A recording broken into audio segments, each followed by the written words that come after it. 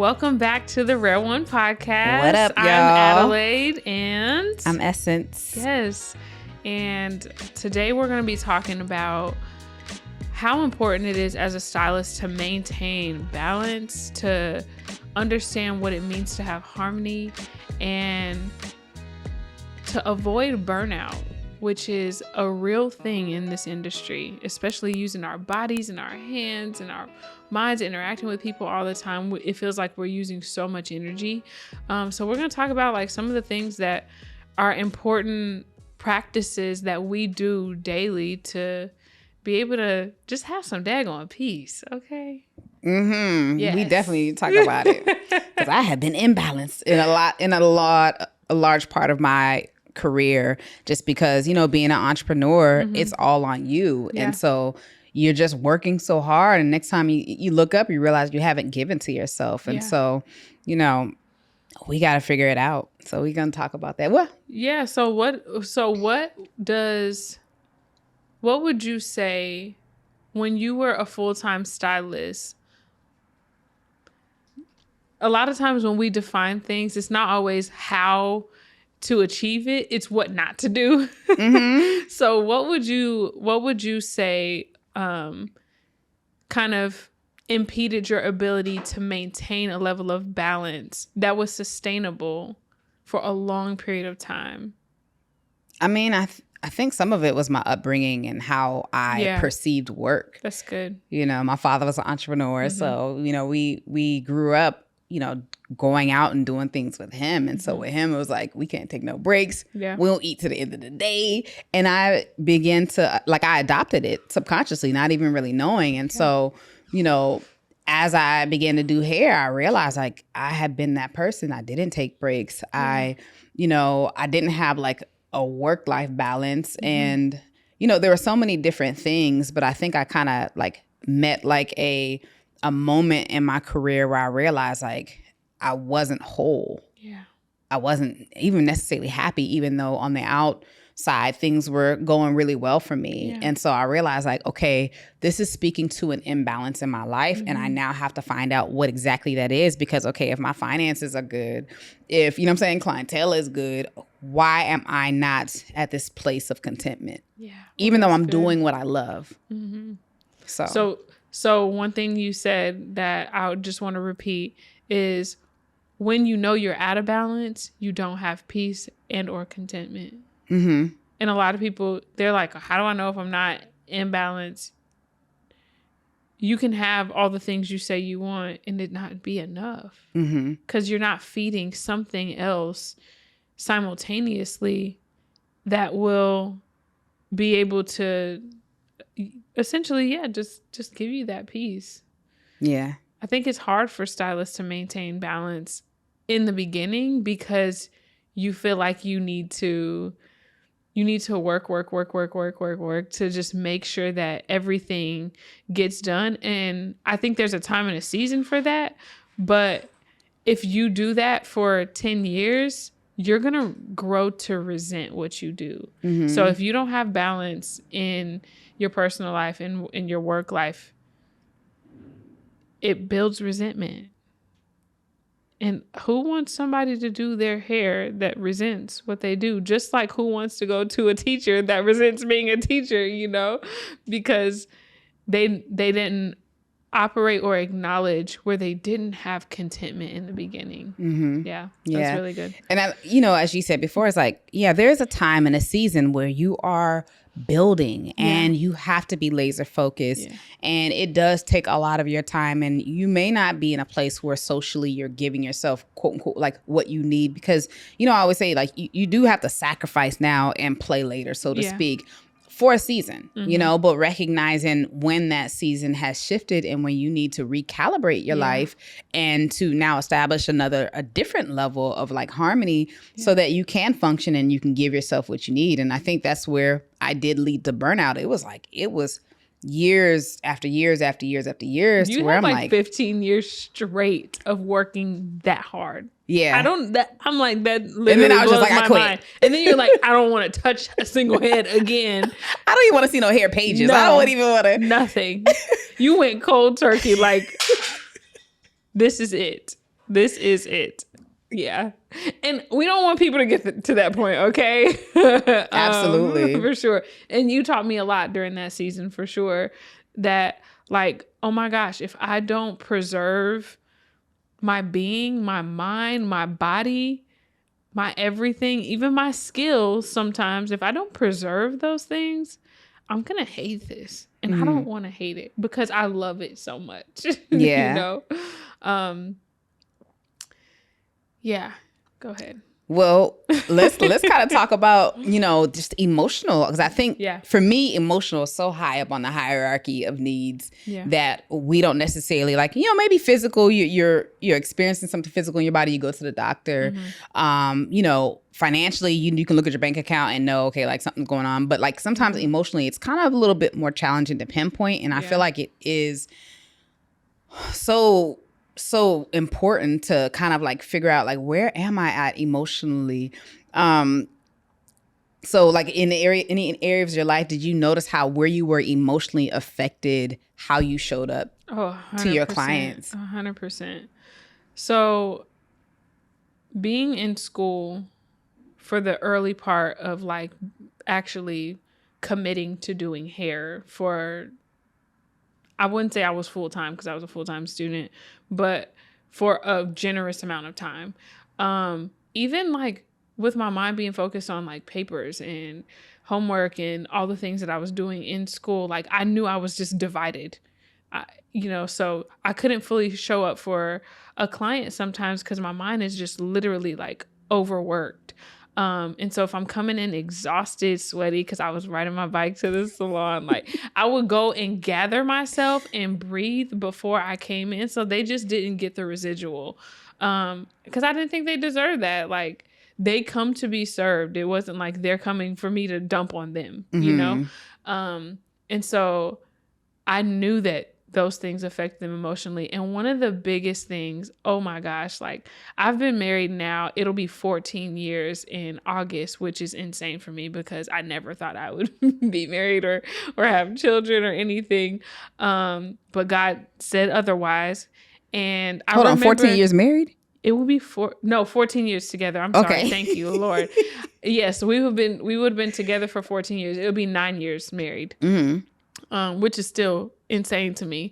But yeah, I recall like even when we were dating, just going through relational things and your mind is ruminating over things that happen that you can't control, that like you're trying to put pieces together all the time, like in the middle of you having to work. And for us, work means being super present for clients, listening to their needs, knowing that you just want to burst sometimes. And then sometimes you just want to be quiet and you want to, or you going to cry or you're super emotional because we're women. And like, sometimes it's not that we can't control it, but it just feels like the only way to express it is to get it out. But if there is no balance in how we manage our emotions, we're going to be a wreck. We're going to show up where people are just like, I don't know what I'm going to get today. If there's no consistency in how you respond, if there's no consistency in how you pay attention to details, or even how you just communicate, if there's no consistency in that, then it's going to be hard to gauge how your client is going to experience you. I don't know if I want to be around a ticking time bomb, especially somebody doing my hair. And so I think that it's important for us to like essentially just take inventory. How do I even respond to things that are happening in my life? How do I communicate it? If I'm grieving, do I shut down? If somebody hurt my feelings, do I not address it? Do I internalize it so much that it just impacts how I just show up in general? Like really asking ourselves those questions and seeing how people respond poorly in a professional space really encouraged me to make sure that anytime I talk to someone or encounter someone in this professionally, that's a factor that does not ever get dismissed or that doesn't ever get dismissed. So yeah, I would say for me, showing up emotionally it's incredibly important. Right. But in order to show up emotionally, you have to be emotionally in tune with yourself. And I think that's where maybe about coping mechanism 8-9 years ago, I don't know what year, maybe 2014, 2015, where I started to realize like something is off. Again, everything was going right from a business standpoint, but then I started to realize like I don't have the balance, and I started to realize that, oh, I'm very comfortable with doing business. All I've known was I buried my head in building my business. And now, you know, things are going well on that aspect, but not realizing I suffered relationally, which also spoke to my emotional needs. And so it's just like, oh, I don't have a balance because I don't necessarily have even a social life maybe because in my mind, I kind of equated, you know, well, I enjoy working. I enjoy talking to my clients. I'm social at work. Yeah. So that's a social life. No. Yeah. It's not and so then it was just like, okay, you know, there are certain relationships, even very intimate relationships in my family that I just felt like were off. And I didn't understand why that was. And so I remember I was like, I'm going to go to therapy. And I remember like even not even wanting to tell you because, you know, even at that time, there's still like this stigma of like, because in my mind, you know, therapy is for people who, you know, at that time, it was just like, I don't think I need therapy. Yeah. So I still felt a need to even hide that because there was shame associated with it. And so as I began to do therapy, I really started to understand like, you know, what was lacking and what was out of balance and how I can start, you know, giving myself what I need so I can be more balanced to show up. And that was a very pivotal moment in my life that helped me to give myself what I needed. Yeah. As someone who has like, I dedicated a lot of time to studying the mind and how it works. And it's so beautiful how God created it. It also can cripple us when we don't know how to use it to its full, and I won't say full capacity because it's hard to know what that even means. Yes, we're using our brain, our whole brain all the time. Otherwise it wouldn't be there.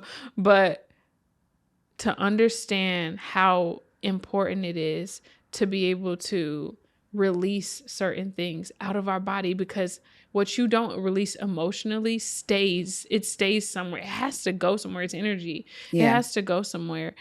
So what you don't release over time, it will start to seep into everything you do. It can make you frustrated when you see a person who behaves a certain way.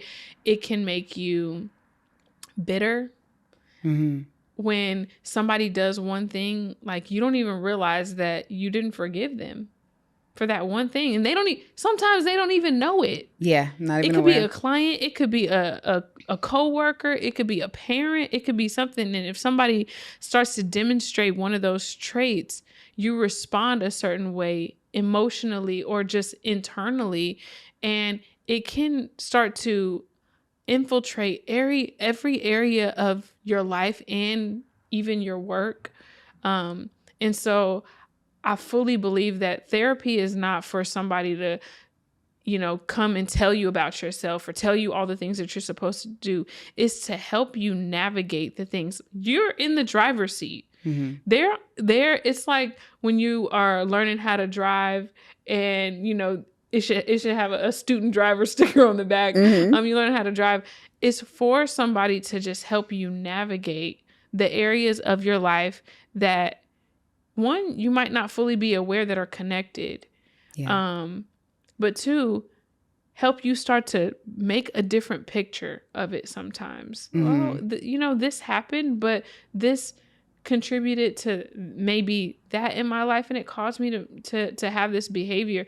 It kind of desensitizes you to the initial emotional reaction that you have to it, to help you make it make a little more sense. And if you, as a stylist, as any person, take the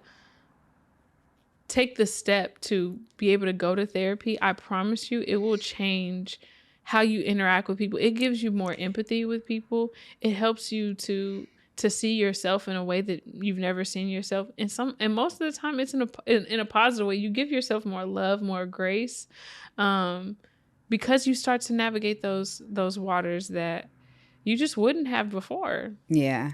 I mean, not long after the shame just dissipated, and I'm just like, therapy's the best thing that ever happened to me. Okay. And I'm like, hey, have you thought about it? You know? Yeah. And so, but from a standpoint of, not that I'm trying to say that you need it, but it's the best thing that ever happened to me. And I believe that it'll benefit you too, you know? So not from a place of judgment, but it's like once you start doing your work, and I think we hear that term all the time. I think that sometimes it's not very plain and practical for people. It's like, well, what does it mean to do my work? What is, you know, we hear this word healing being thrown around so much, but what really is it? You know, is it, oh, I'm just cutting people off that are toxic, but it's like, well, let me recognize what's toxic within me. Yeah. You know what I mean?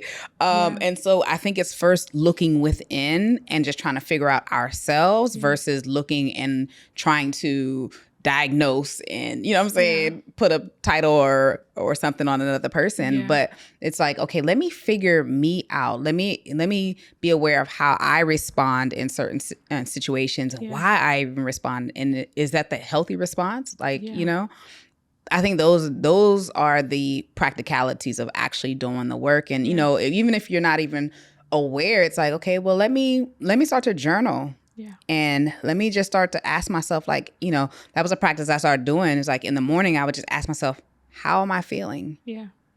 You know, and not physically per se, but like, how do I feel in my heart? How do I feel in my mind? And then I would begin to journal that. And I think that that's also what helped bring that balance, because now I'm aware of myself, my being. Yeah. And there's an outlet. If you put all of your creative outlet and energy into your craft, if you don't have that, then you start to lose identity. You start to lose yourself. I definitely remember there was a moment where, you know, my body was being affected from me nursing my baby. And it started affecting my hands. And I was like, oh my God, what if I can't do hair? Who am I?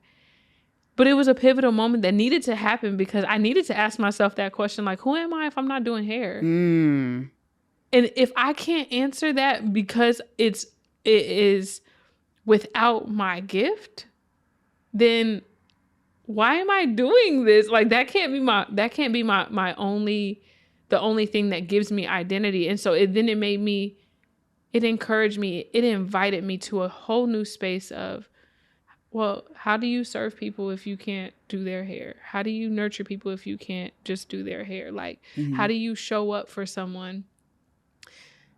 And it helped to refine my why, for sure. But I also realized, oh my gosh, I don't have joy if I'm not doing that. What else brings me joy? What else? What is the balance? What gives me peace? How do I show up for my kids if you know, if I'm not doing or operating within this one thing, you know? So yeah, like not only is it important to journal and take account and do that inventory,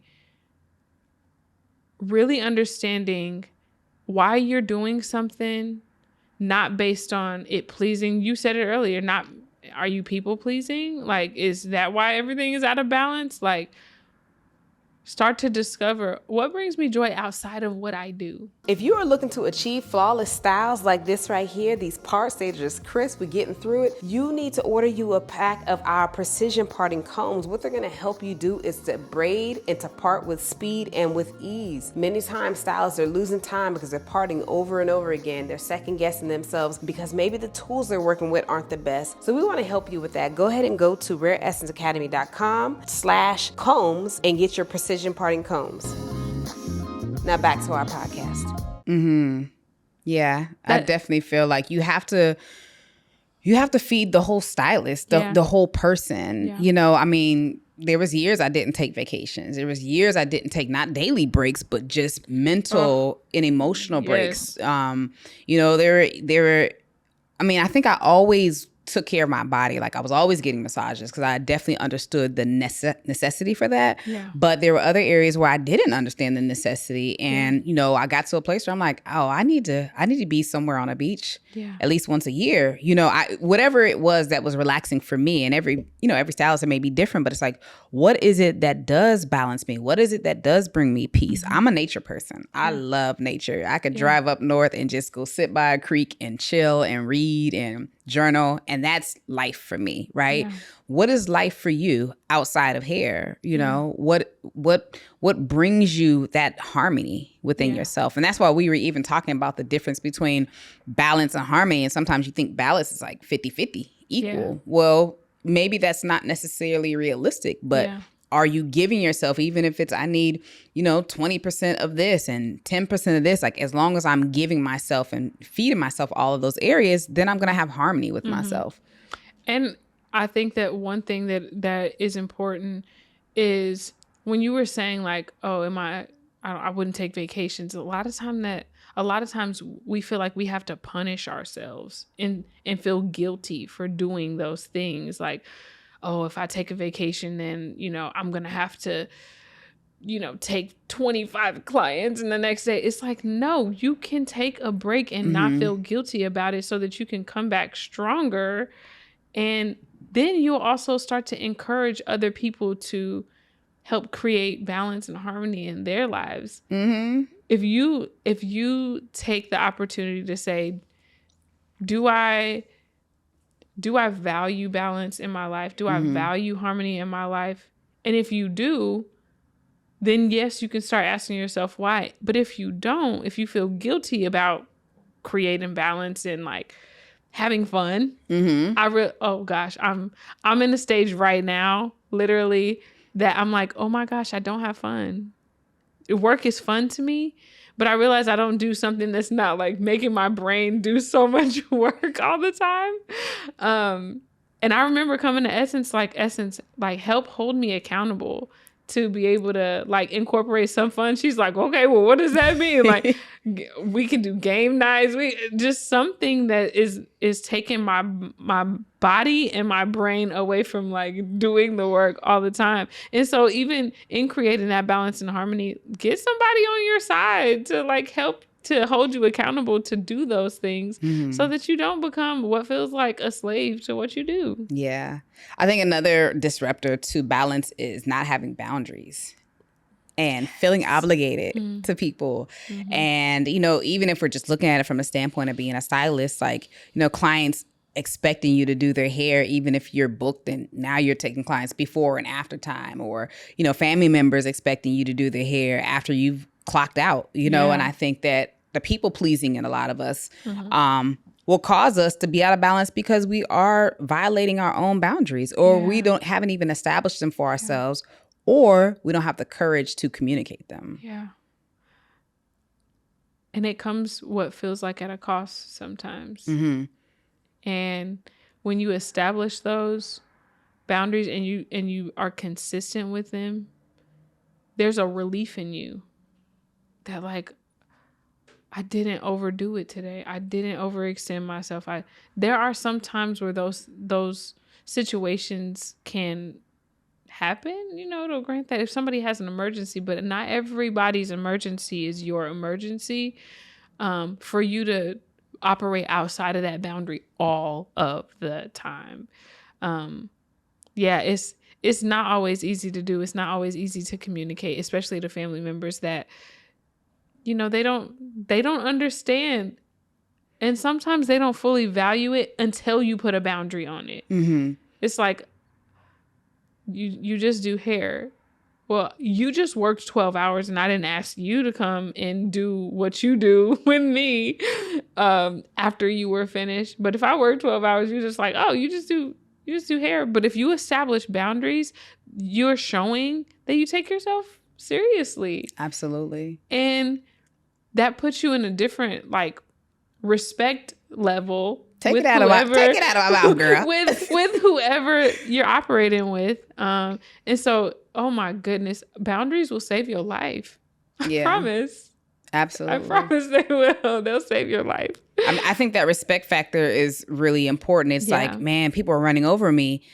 They're running over you, unfortunately, because there's an allowance. Like you've allowed it. And because maybe the confidence isn't there or the courage isn't there to say, hey, this is my boundary, because we're fearful that, we're going to hurt their feelings, or, saying no to them is going to make them punish me back, because people do that, But when you realize that people who are truly for you, people who are truly value you and respect you are going to respect your boundary. And maybe it's going to teach them to have boundaries in their own lives. Yes. And so you have to do that for your own personal sanity, well-being, and realize that you're not hurting anybody. You're only just making sure that you are full. Yeah. So. And when you communicate those things, you don't have to be mean about it. Absolutely. You can do it kindly and clearly and sternly, but the most important thing is that you maintain them. It's not going back on your word all the time just because you want to just, again, meet somebody's need that is important to you. It's just making it really, really clear. I know that some of the ways that I have to incorporate boundaries are my family and my husband. That comes first. Mm-hmm. I love what I do, but I love them more. So when I had children, I wasn't as good at this when we first got married. Mm-hmm. I really wasn't. My work came before everything. But when we had children, my boundaries had to change. I have to be home. I need to, not home all the time, but I'm like, I have to cook dinner. Right. So if a client is like, oh, can you take me late on this day? I literally cannot because my boundary is so clear that I want to show up for my family. Y'all will love me and pay me and do all those great things for a small period of time compared to the amount of time that I have to sow into them. And so when we're talking about creating balance and harmony, I don't want my family to be in chaos and my business be great. Mm-hmm. I feel like that's out of line. Right. That's out of balance, But if I know that I'm giving the appropriate amount of time to my business after I give the appropriate amount of time to my home and my family, my spouse, my children, and myself, I feel like my business is going to flourish outside of harmony. That. It's understanding, what that harmony is. What are your priorities?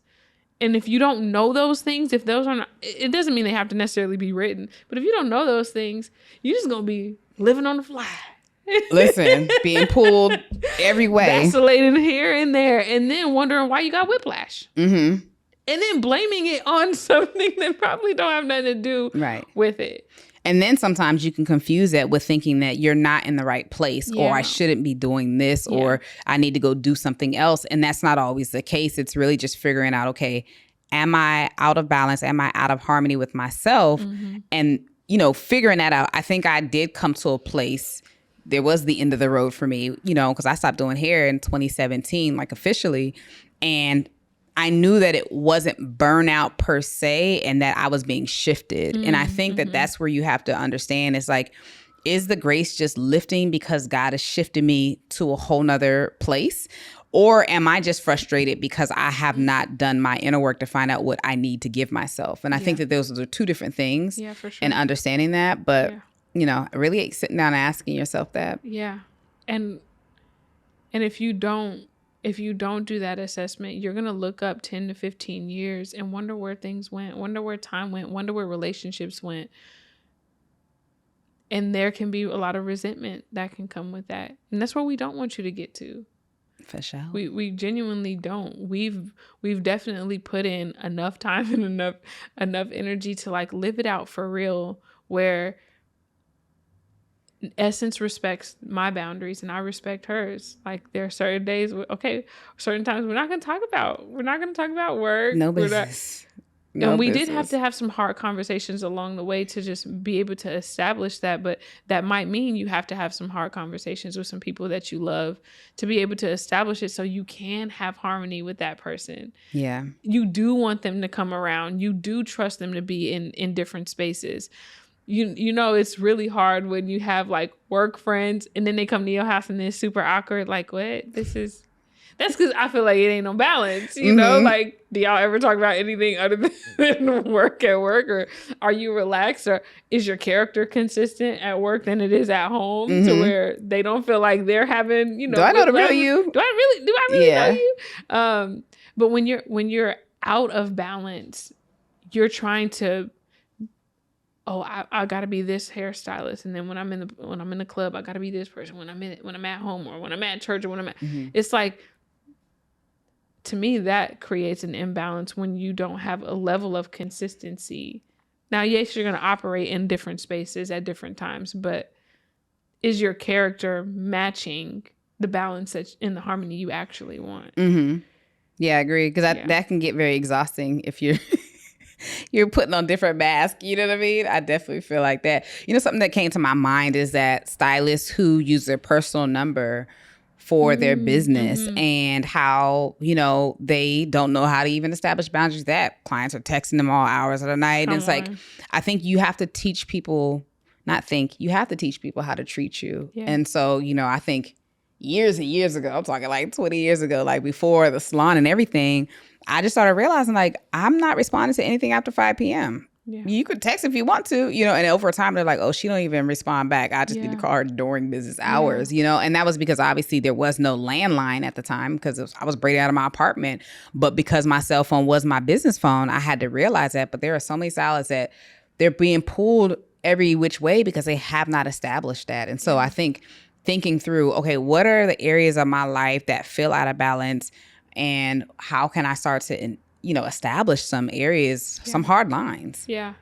And in that establishment in your personal life, of course, is going to trickle over into your professional life, where honestly, I do believe clients respect that we have policies, that we have procedures, that we do things in order, because we stick to those boundaries. We stick to, okay, we want this to be a space where we communicate to you appropriately. We're communicating to you during the day. And if it's at night, it's, you know, it may be an emergency, but we'll always communicate those things.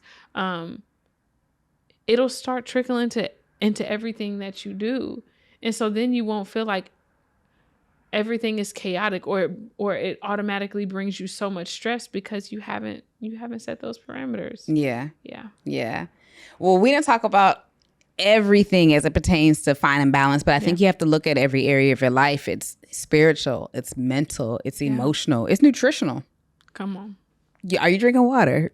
Are you eating balance? You know, all of these things are going to affect how you show up. And so, you know, if you haven't taken inventory, we would strongly encourage that you do it, because what it's going to promote or, you know, give you is longevity in the industry. So many stylists, they've been in it for so long, but they're breaking down, you know, in more ways than one. And, you know, I definitely have had my own, you know, minor breakdowns, but I'm grateful that I had people around me that helped to support me. And I think, you know, socially, you have to take inventory and ask yourself, you know, who's really in my circle, and are they empowering me? You know, are they supportive?